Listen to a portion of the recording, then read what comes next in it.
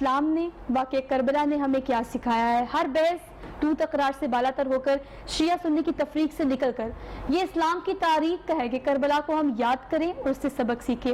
ہماری نوجوان نسل کتنی دور ہے اس سے، اور آپ کو کیا لگتا ہے اس کی کیا وجہ رہی ہے آج تک؟ اعوذ باللہ من الشیطان الرجیم، بسم اللہ الرحمن الرحیم. السلام علی الحسین وعلی علی ابن الحسین وعلی اولاد الحسین وعلی اصحاب الحسین. امام حسین علیہ السلام ایک مرکزی کردار ہیں دین مبین اسلام میں، کہ جن سے ہر کوئی عقیدت کرتا ہے، رکھتا ہے، اور ہر کوئی ان کو مانتا ہے. بلکہ یوں کہوں کہ وہ محسن انسانیت ہیں.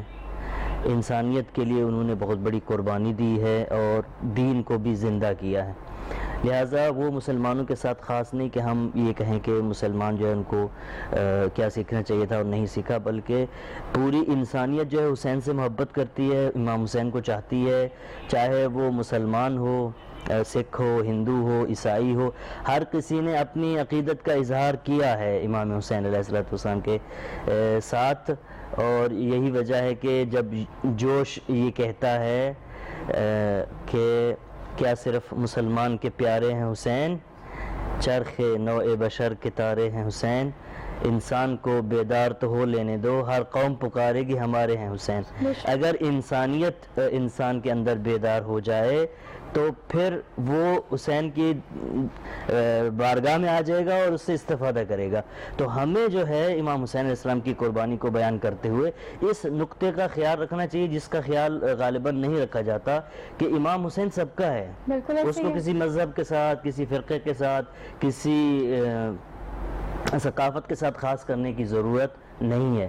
سب کو دعوت دینی چاہیے، سب آئیں اور اپنی ظرفیت اور لیاقت کے مطابق امام حسین علیہ السلام کے دسترخوان سے استفادہ کریں.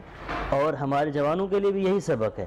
صبر سیکھنی ہے تو حسین کی درگاہ میں آؤ، شجاعت سیکھنی ہے تو حسین کے پاس آؤ، کرامت سیکھنی ہے تو حسین کے پاس آؤ، شرافت سیکھنی ہے تو حسین کے پاس آؤ. چونکہ امام حسین نے اپنے سارے خطبوں میں اور خصوصاً میدان کربلا میں روز عاشور یہ واضح کر دیا تھا کہ الا ان الدعی ابن الدعی قد رکزنی بین اثنتین بین الصلۃ والذلہ وہیہات من الذلہ، کہ یہ بدکار انسان اور بدکار عورت کا بیٹا یزید ابن معاویہ یا ابن زیاد، اس نے مجھے دو چیزوں کے درمیان لا کے کھڑا کیا ہے، ایک ذلت ہے اور ایک عزت ہے. یا تو میں ذلت کو قبول کروں اور اس کے ہاتھ پہ بیعت کر لوں اور زندہ رہوں، یا یہ کہ میں شہادت کے ساتھ کرامت پا جاؤں. تو امام حسین نے یہ بے بنگ دہل فرمایا، ہیہات من الذلہ، ذلت اہل بیت سے دور ہے، اور امام نے شہادت اور کرامت کے راستے کو اختیار کیا.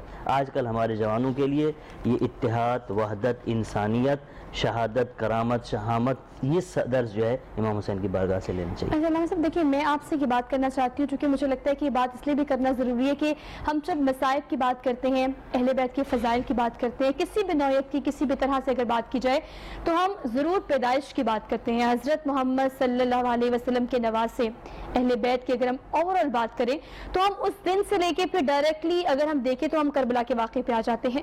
جبکہ ایک جوانی کا عرصہ، ایک وہ عرصہ زندگی جس میں انہوں نے سیکھا، سکھایا، بڑی ساری جنگیں لڑی، بہت ایک لمبا عرصہ انہوں نے سیکھا اور خود کو تیار کیا اس کربلا کے واقعے کے لیے جو کہ آج ہمارے سامنے ہے.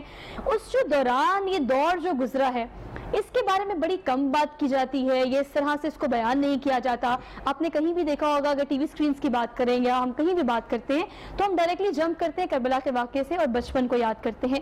بیچ کا جو دور ہے میں چاہتی ہوں ہم ذرا اس پر بھی تھوڑی سی بات کریں اور اس پر بھی لوگ سننا چاہتے ہیں اس بارے میں. اس حوالے سے میں یہ عرض کروں گا کہ ہم جو شیعہ مسلک کے لوگ ہیں، ہمارا ایک بنیادی نظریہ یہ ہے کہ جب دو تین حجت خدا موجود ہوں تو پھر جب ایک موجود ہوتی ہے تو دوسری حجت خدا ساقط ہوتی ہے.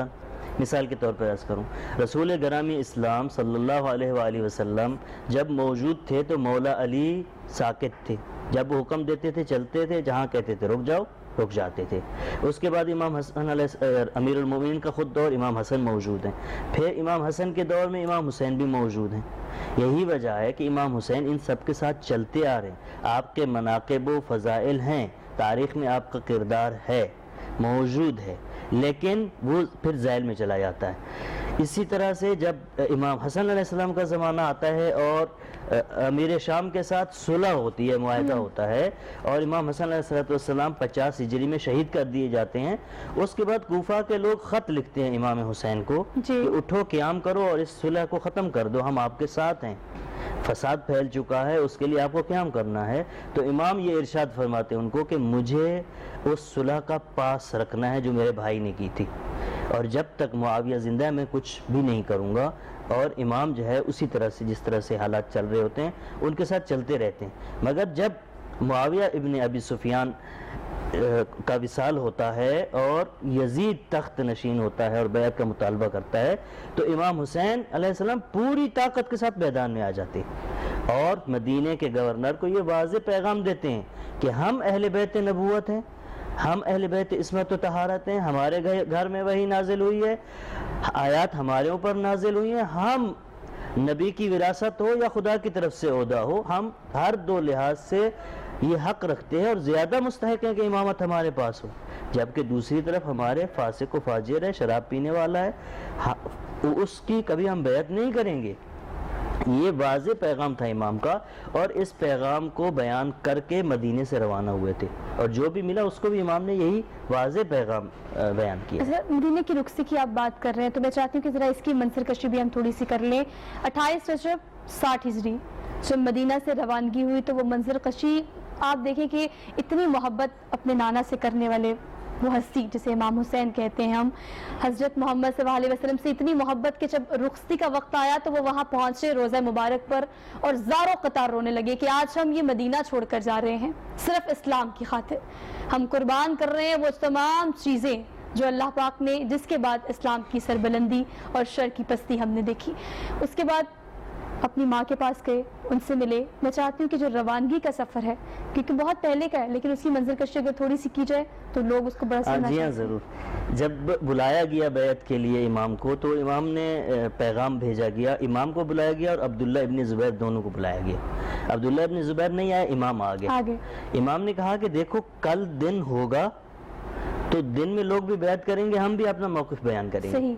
تو وہاں دربار میں مروان ابن حکم موجود تھا، اس نے کہا نہیں، اگر حسین چلے گئے تو پھر ہاتھ آنے والے نہیں ہیں ابھی۔ تو پھر امام نے وہ خطبہ جو بھی میں نے پڑھا تھا، امام نے وہ بیان کیا خطبہ اور اس کو بتلایا کہ تم کون ہو، ہم کون ہیں، اور اس کے بعد چلے گئے۔ 2 دن وہاں رہے امام مدینے میں اور دونوں راتیں اپنے نانا کی قبر پہ رہے۔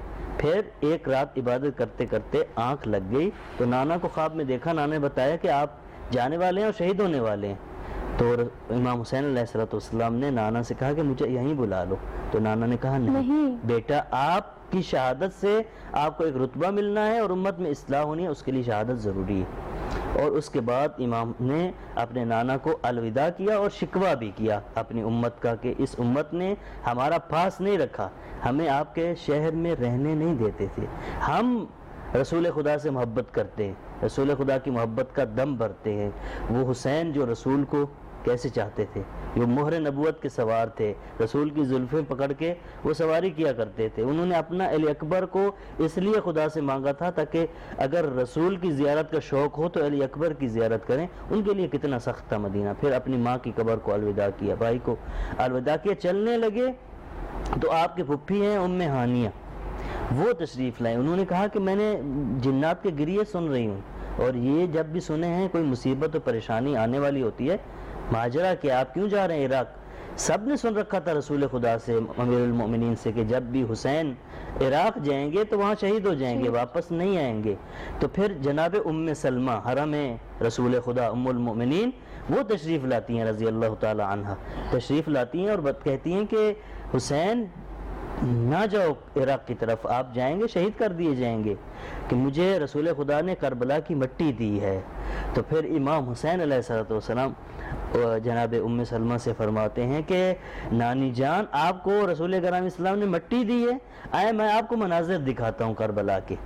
پھر بیوی کو اپنے اعجاز امامت کے ساتھ وہ مناظر دکھاتے ہیں کہ کیسے وہ شہید کیا جا رہا ہوتا ہے ان کو، اور تو بیوی جب دیکھتی ہیں تو وہ بہت گریہ کرتی ہیں اور صاحب اہل بیت گریہ کرتے ہیں، تو پھر امام حسین علیہ السلام فرماتے ہیں جناب ام سلمہ سے کہ جس دن یہ مٹی سرخ ہو جائے سمجھو کہ آپ کا بیٹا شہید کر دیا گیا ہے، اور عاشور والے دن وہ مٹی سرخ ہو جاتی ہے، اور یہ امام کو جب شہید کیا جاتا ہے تو آندھیاں چلتی ہیں، تو پھر معلوم ہو جاتا ہے، مدینے میں بھی خبر پہنچ جاتی ہے۔